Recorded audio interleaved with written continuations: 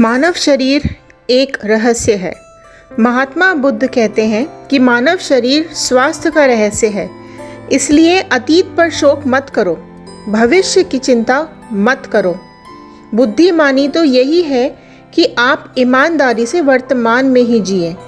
लेकिन हम में से अधिकांश लोग वर्तमान में जीना ही नहीं चाहते हैं, क्योंकि वो जीना ही नहीं चाहते हैं।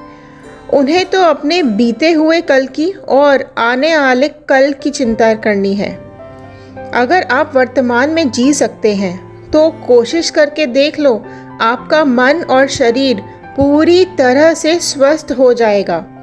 एक बार जब आप वर्तमान में जीने लगते हैं तो आपको ना ही अतीत बीतने का दुख होता है और ना आने वाले भविष्य की चिंता रह जाती है, बल्कि वर्तमान में आपको इतना आनंद मिलेगा जो आपने कभी भी अनुभव नहीं किया होगा।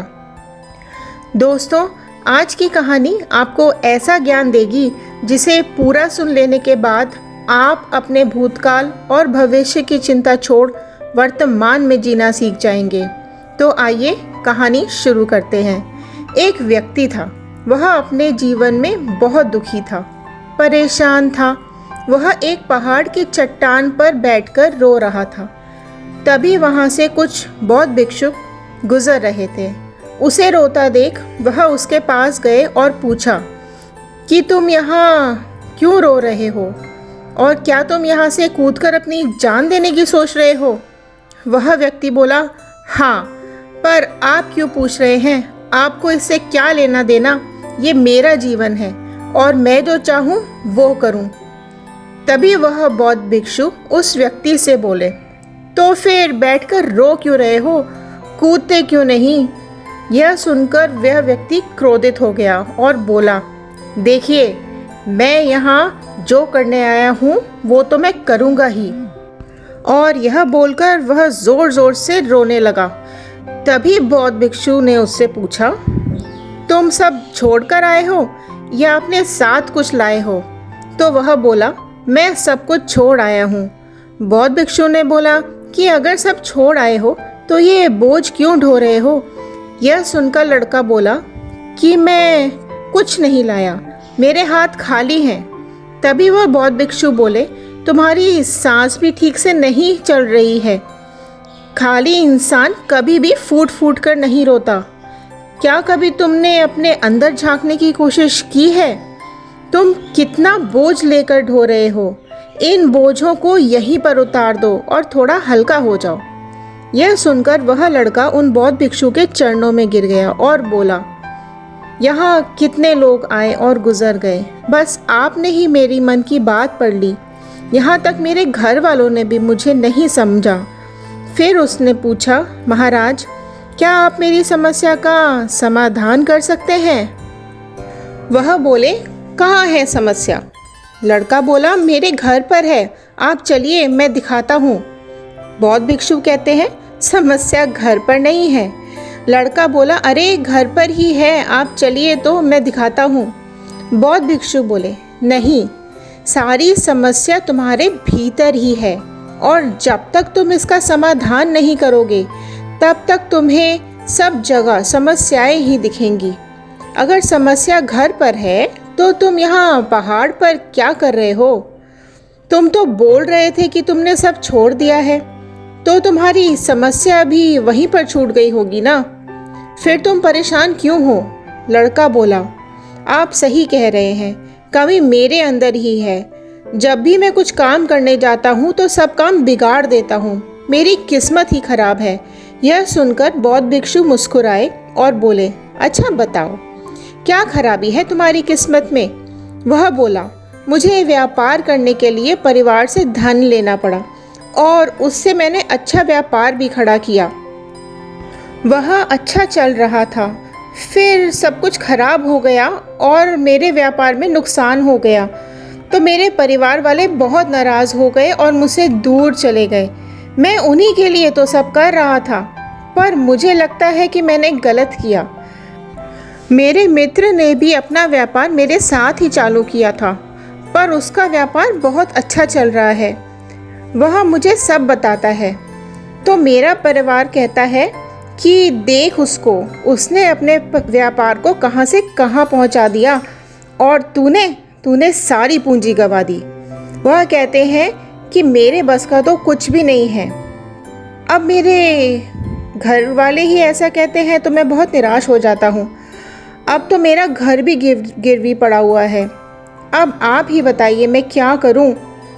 वह बोले, अच्छा तुम्हें पता है तुम्हारा मित्र तुम्हारे पास क्यों आता था? लड़का बोला, हाँ, वह मुझे मेरे घर वालों के सामने नीचा दिखाने आता था।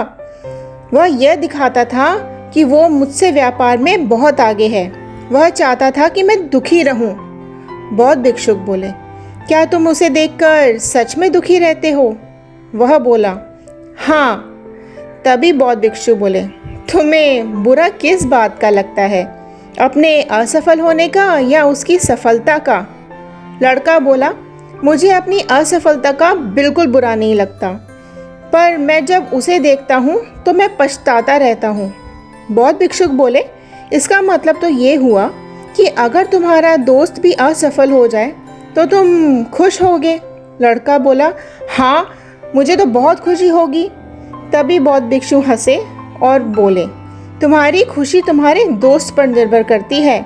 यदि वह चाहे तो तुम्हें दुखी कर दे और अगर वो चाहे तो तुम्हें खुश कर दे, क्योंकि खुद तो ना तुम खुश हो सकते हो और ना ही दुखी।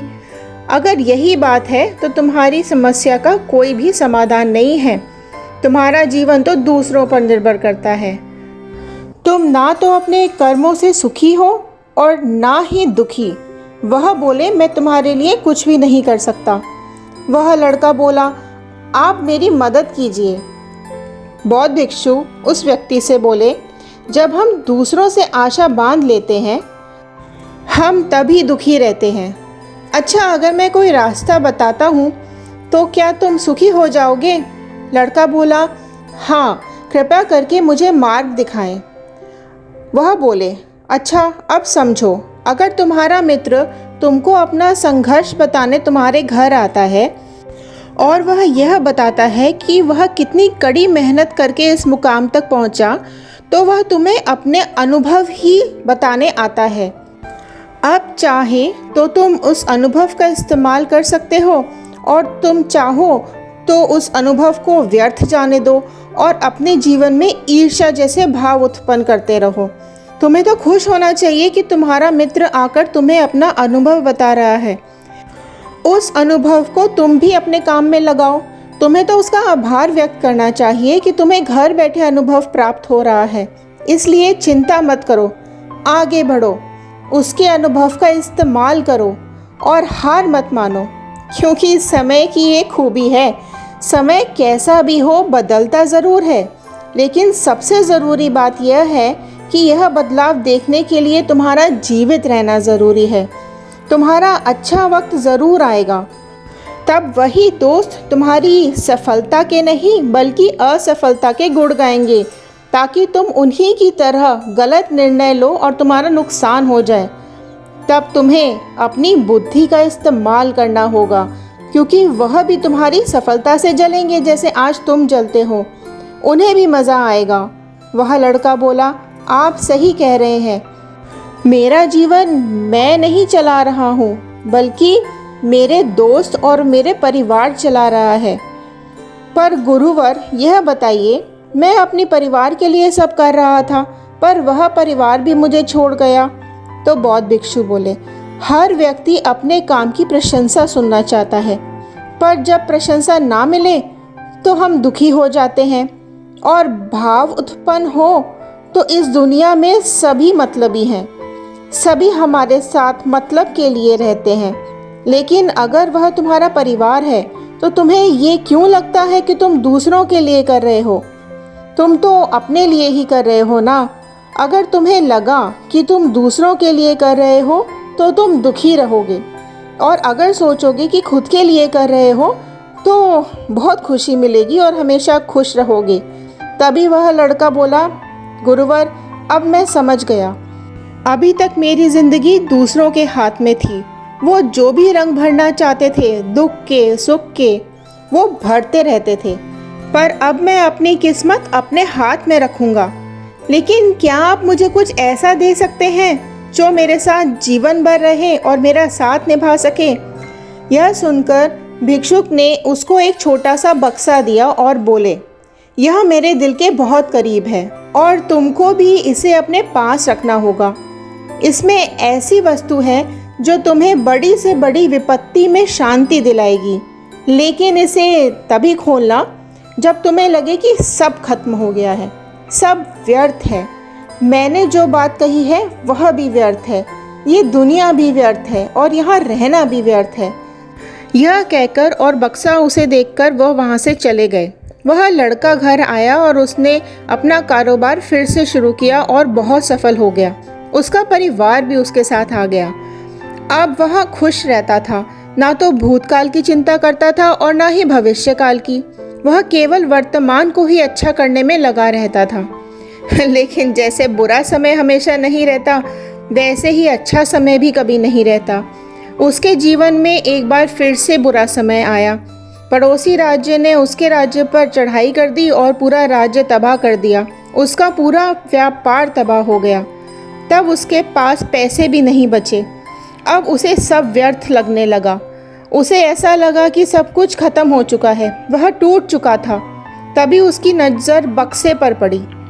तब उसने उसको खोला और उसमें एक पर्ची पड़ी थी। उसमें लिखा था, आपके अच्छे जीवन की शुरुआत आप कहीं से और कभी भी कर सकते हैं। भले ही आज आपके पास सोने का सिक्का नहीं है, पर वो हिम्मत तो है। उसके मन में आशा की लहर दौड़ गई और वह फिर से मेहनत करने लगा। दोस्तों, आज इस कहानी से आपने कुछ ना कुछ ज़रूर सीखा होगा। इस कहानी को आप अपने दोस्तों के साथ शेयर ज़रूर कीजिएगा। चलिए मिलते हैं अगले वीडियो में। तब तक के लिए धन्यवाद।